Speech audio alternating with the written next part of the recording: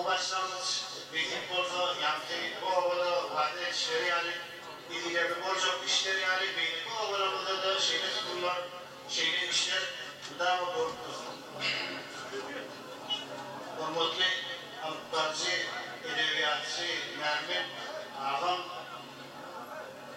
Anadolu kozlarına çıkaran etmeyen iyi olup yaşlılık borcunu dua etmeyi tanıyalım.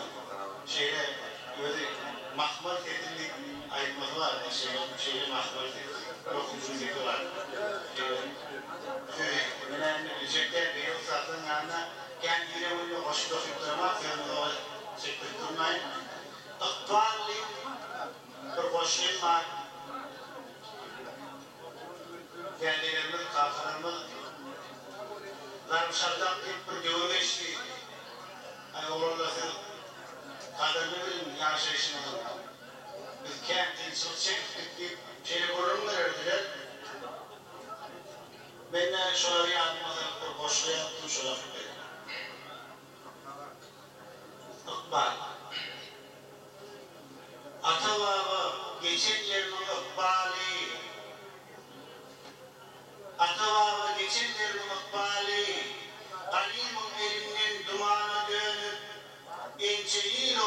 ençemeliyle olup beyit serdarlar öldüler devranlar yamana dönüp asmanın yüzünü kurşap karanlığı ay yıldızı kara gözler kapılıp korku avınıptır asmanın yere göz geçmesiz pencereler yapılıp şonda Türkmen oğlu karnı kalkalım şurvalıktan meşelerinin pelemi juda türvelleşip bilen batırlığı kırıp kalayım yataktırlar alamayı bilmem şun ikbal mi ya keşfiret mi onun dünyasını yakıp karasak birden zehralarının temiz seher mi uğurlap koymandır başta karasak şun batırlar uğur yitirip etken işin bilmeyen darga veriptir mağı nemi deyip yatın umunup yatmadık kıplarımız ağırıptır Pinakar tapmadık darganıp bile eğer firaptırlar könü düşmanlar uğurttanlar malı çokunmalar mı rahimdar olmazlar bigane hanlar komşu penceresi onzal Türkmenler Hocayının kıyan beğen sesini yanladıp durup Türkmen ağını ruhsuz tutmandır toymiyasını çağlar yaşlardan nekmet talaplı şallağın darbının kölvesi durdu omudun ıkbalın narışı Türkmen kâti hırsın dişler kâ boyun vurdu yıkıldı züğrenli adam ölmezmiş Görelim korkudan mermerli tam laya vatan ayaklarına serilip kan layına çünkü giydi ne hatam haçını de Türkmen tümlüğü doğuşup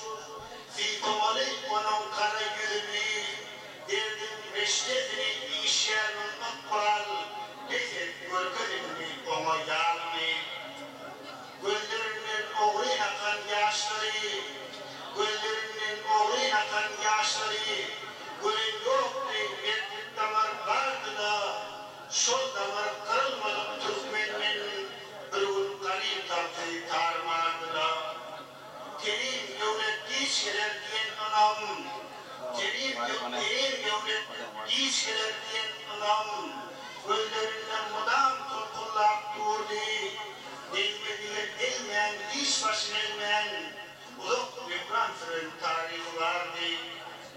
Şehit ağır güller geçirip baştan, şehit ağır güller geçirip baştan, tak devinip barayan Türkmen'e akbal, ölmedi yarip bir gödemek devlerdi, diydi şayla atın kalk ayağının al.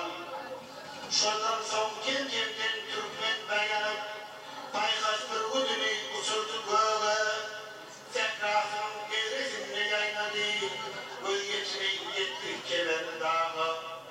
Adamlar kaderini bilip dostum, adamlar kaderini bilip dostum, yaşayış bu yaş bilmem dedi bağı,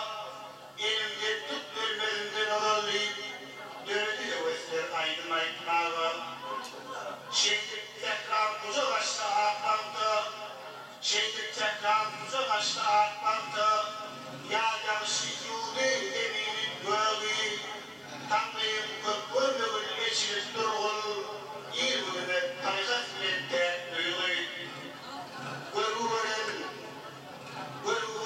ne gurguren Türkmenin. Yaşın olsun bari yetiştin. Türkmen bağının gök yaprağına her günün her şeyi bağıp ol,